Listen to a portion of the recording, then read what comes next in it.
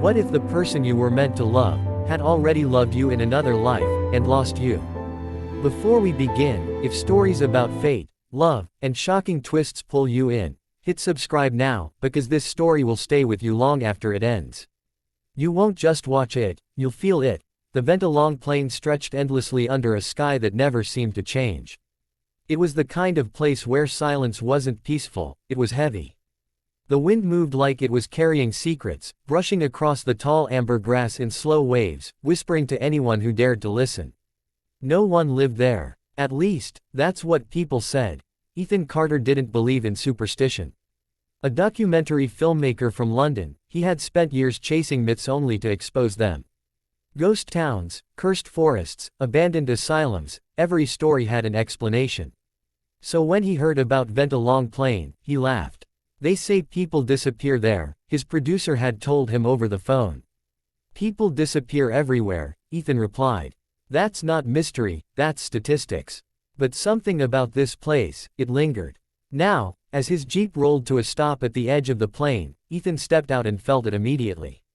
Not fear, recognition, like he had been there before. The air smelled strange, like rain, even though the sky was clear.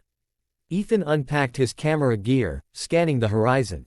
Nothing but endless land. Then, a figure. Far in the distance. A woman. She stood completely still, her dress flowing unnaturally against the wind. Ethan raised his camera instinctively, zooming in. The moment the lens focused, she was gone. No movement. No trace. Okay, he muttered. That's new. He set up camp near a cluster of weathered stones. While exploring, he stumbled upon something half buried in the dirt. A book. Old, worn, bound in cracked leather. Inside, the pages were filled with handwritten notes. The first line stopped his breath. If you're reading this, you've already been here before. Ethan frowned. Very funny, he muttered. But the handwriting, it felt familiar. Too familiar. He flipped through the pages, his pulse quickening. Descriptions of the plain, sketches of the exact stones around him. And then, a name signed at the bottom of several entries. That night, the wind grew louder. Ethan couldn't sleep. He stepped outside his tent, and froze. She was there again, closer this time. The same woman. Dark hair, pale face, eyes that seemed to hold centuries of sorrow. You came back, she said softly. Ethan swallowed. Do I know you? She smiled faintly. You always ask that. A chill ran through him. What do you mean always?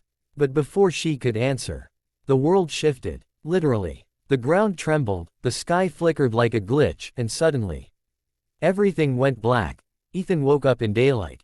But something was wrong. The stones were gone, his tent, gone. The plain looked younger, untouched. And then he saw it. A small village in the distance. That wasn't there before. He walked toward it, heart pounding. People moved through the streets in old-fashioned clothing, like something from a century ago. No one noticed him, until her, the same woman, but different, alive in a way she wasn't before. She looked at him, and this time, her eyes widened in recognition. Ethan, his breath caught. How do you know my name? Tears filled her eyes. Because you promised you'd come back. Her name was Leora, and according to her, Ethan had loved her once. Long ago. In this very place. Ventilong Plain hadn't always been empty. It was once a thriving settlement, until something happened. Something no one could escape. We tried to leave, Leora said. But the plain, it doesn't let people go. Ethan shook his head. That's impossible. Is it? She whispered. She led him to the edge of the village. Try. Ethan walked forward. 10 steps. 20. 30. And then, he was back where he started. His stomach dropped. You see now, Leora said. Ethan staggered back. This doesn't make sense. I'm not from here. I've never been here. Leora stepped closer, her voice trembling. You died here. Silence. What? You tried to save me, she said. When the plane began taking people, you stayed. You said you'd find a way to break it. Ethan's head spun. That's not possible. You failed, she whispered. We all did. The journal, the visions, the feeling of familiarity. It all clicked into place. This has happened before, Ethan said slowly. Leora nodded. Again and again. You come back. You try to fix it. And every time, something goes wrong. Ethan clenched his fists. Then why do I keep coming back? Her eyes softened. Because you won't let me go. The sky darkened suddenly. A low rumble echoed across the plain. It's starting again, Leora said, fear creeping into her voice. What's starting? The taking. People in the village began to vanish, one by one, dissolving into nothing. Ethan's heart raced. No, not this time. He grabbed her hand. We leave. Together. You can't, she said. That's the rule. Then we break it. They ran. Past the village. Past the boundary. The air grew heavier with every step. The ground resisted them. But they kept going. Together. Then, the world cracked. Not metaphorically. Literally. The sky split open like glass. Reality shattered around them. And in that moment, Ethan saw everything. Every life. Every attempt. Every failure. And the truth. The plane wasn't trapping them. He was. This is my doing, Ethan whispered. Leora looked at him. What? I created this, he said. Every time I come back, I reset it. I couldn't accept losing you. Tears streamed down her face. Ethan, if I let go, he said, voice breaking, this all ends. She nodded slowly. And I'll finally be free.